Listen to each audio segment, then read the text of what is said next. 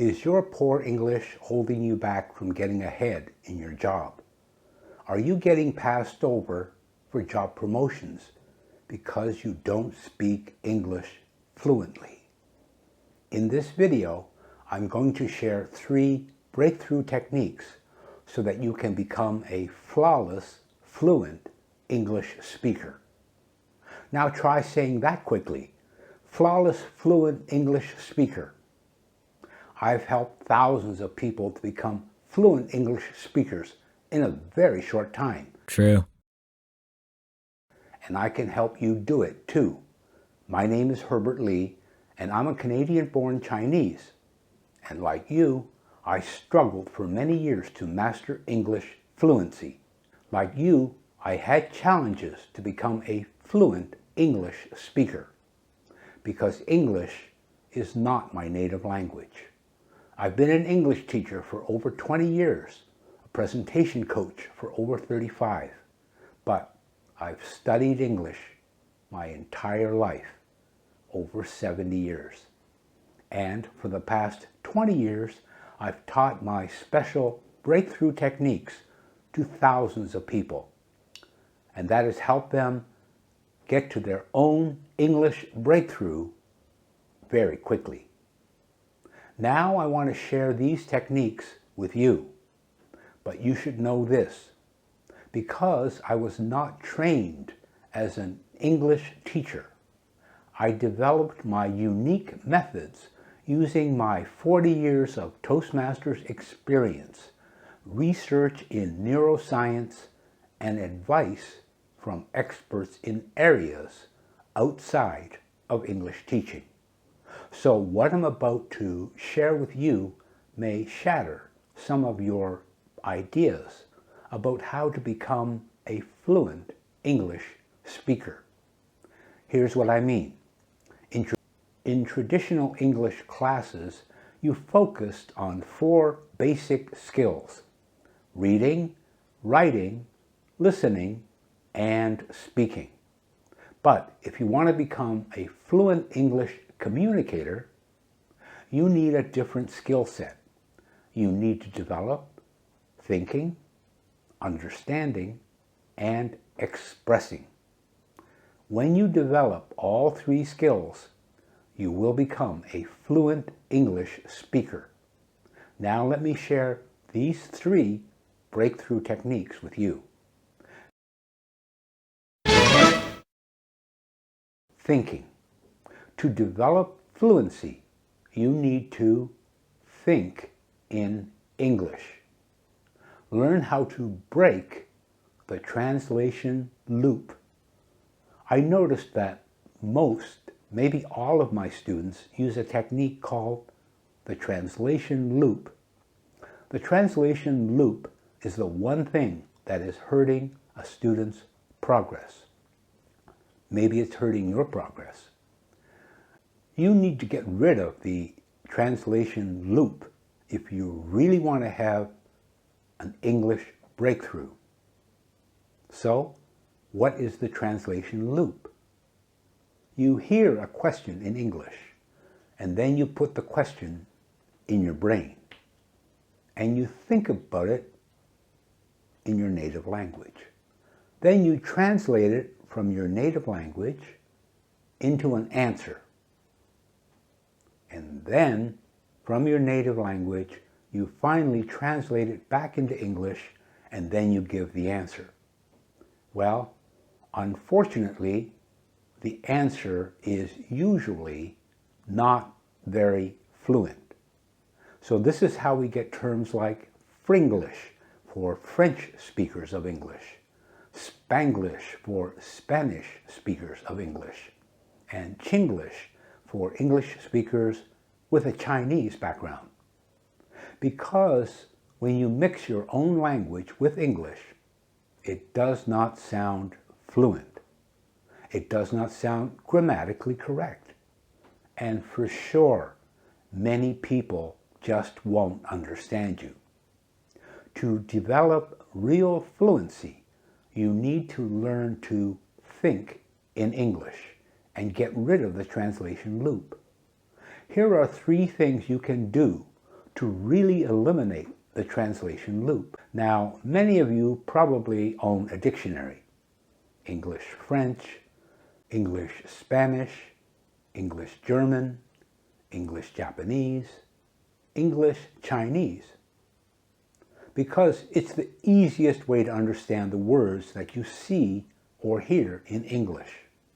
But that's not good for you if you want to get rid of the translation loop, because it keeps you in the loop. You keep using the translation loop, which you want to get rid of. You're allowing your brain to keep processing your native language back and forth. You can never get rid of that translation loop. So then your English vocabulary improves very little. And when you want to use a word in English, you're still thinking about it in your native language. To become a really fluent English speaker becomes very slow, maybe even impossible. So the first thing I recommend is to start using an English to English dictionary instead of translating from your native language into English with a native language to English dictionary or an English to native language dictionary. Do yourself a favor. Buy yourself an English Learner's Dictionary. My favorite recommendation is the Collins, C-O-L-L-I-N-S, Collins English Learner's Dictionary. They make two versions, an intermediate version and an advanced version. Before you hit the gun and say, I'm going to get the advanced version. If you're listening to this video, chances are very good your foundation in English is very weak. Get yourself the intermediate version. That's the one with the blue cover. Don't buy the advanced version. You're not going to learn any faster because a lot of the words, most of the words are going to be out of your range. The basic intermediate version will give you a good foundation. So, when you look up a word, focus on the English definition and synonyms rather than trying to find a direct translation. And this trains your brain to associate the word with its English meaning and not the translated native language to English or English to native language swapping, which is really a habit. You need to get out of that loop. The second thing is to immerse yourself in English as much as possible, outside of just conversations. Listen to English podcasts, watch movies and TV shows in English, read books and articles. The more exposure you get to the language, the more connections will start to form in your brain. You will begin thinking in English without having to translate everything. The final thing is to really work on active listening when you're having conversations. Don't just wait for your turn to speak. Focus on fully understanding what the other person is saying. Pay attention to the words they're using, their tone, and the context of what they're saying. This helps you start processing English in a more natural, conversational way.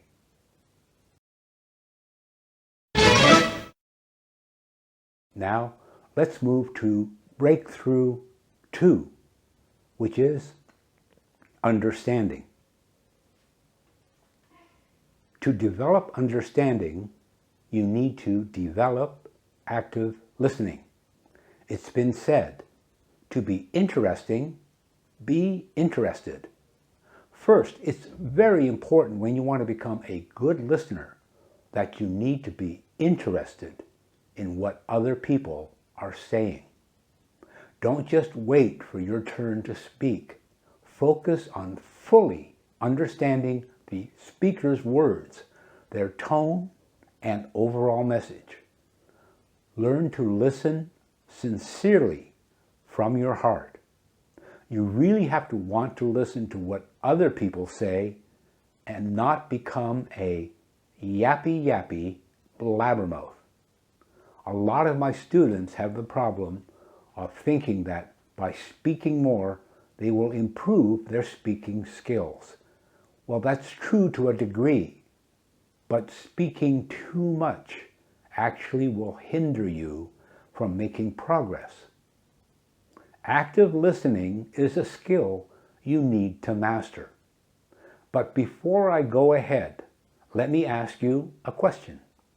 Have you ever taken any lessons in listening in your native language? Now, you're probably saying, no, I never took a lesson in listening in my native language. Never took a single class. But stop and think about this. When you were a baby for about a year or a year and a half, and you couldn't speak, so all you could do was listen to your parents, their friends, and anyone who came around the house or that you saw in the grocery store. You listened to this 24 hours a day in your native language. You couldn't say anything, but it all went in because you listened. But you were using active listening because you couldn't speak. So you need to relearn active listening in English. Develop active listening skills, you say? I want to become a fluent English speaker, but I hear you saying, I need to develop intensive listening skills? Yeah, I want you to stop and think about this. You may think you want to become a fluent English speaker. Actually, what you want is to become an effective English conversationalist. And because conversation takes two people, one to speak and one to listen, if you're not a good listener, if you do not listen well in English, and you're always saying to the other person who's talking to you, "Excuse me, could you please repeat that?" Or, "Would you say that a little bit slower?" Or, "Would you say that again, please?" Not many people will want to speak to you because you're a poor listener. So that's why you need to develop active listening. Active listening skills need to be high up on your list of things to learn if you really want to become a fluent English speaker. So how do you learn to do this well? So how come you can do it so well in your native language? Well, because, like we said before, you never took a lesson in listening in your native language, and yet you do it so well. Why? Because you're good at active listening. That's why you're so good at listening in your native language. You had close to 2,500 or 3,000 hours of listening to your native language before you even said mama or papa. And chances are once you said mama or papa, your active listening skills became much worse. We human beings are very funny. Once we learn to speak, our active listening skills get worse. Because now we can speak. We can say something, so we stop listening. We want to talk more. But now let's get back to our lesson about listening. Active listening takes a deep interest in what other people say. So here's a tip. When someone says something to you, lean over a little bit and say, "Wow, that's very interesting." Because if you're interested in what other people are saying to you, they will want to talk to you. They will find you interesting, and you will naturally become a better listener. And you know, good listeners are hard to find these days, even in your native language. Yes! The second thing to improve your active listening is to watch short video clips like movies or TV shows without using subtitles. This gets your ear used to hearing natural English conversation. When you watch movies to improve your listening, try to watch the movie without the subtitles. It's very easy to leave the subtitles on, either in English or in your native language, and then you learn to read very quickly, but you do not learn to listen actively. You do not learn to listen if you leave those subtitles on. And you may not understand everything, but that's fine. Even if you don't understand everything at first, it trains your brain to pick up on the rhythm and flow of the English language. Here's my other suggestion when you watch movies. Don't try to watch a whole 2-hour movie. Instead, try to watch 10 or 15 minutes, then go back and play it over again. 10 or 15 minutes, go back and watch it again. What happens is with each time that you listen to it, you will begin to understand more and more in English. Maybe 20%, 30%, 50%, 80%. Listening is not an on or off switch. It's a thing you gradually develop. If you do this, you'll soon begin to start thinking and understanding in English. And that is a very important thing if you want to break the habit of thinking in your native language. The last thing to improve your understanding skills is to make lists of any unfamiliar vocabulary words that you hear. Then you can look up the definitions later and reinforce your understanding. This helps build your English vocabulary in a more natural, conversational way.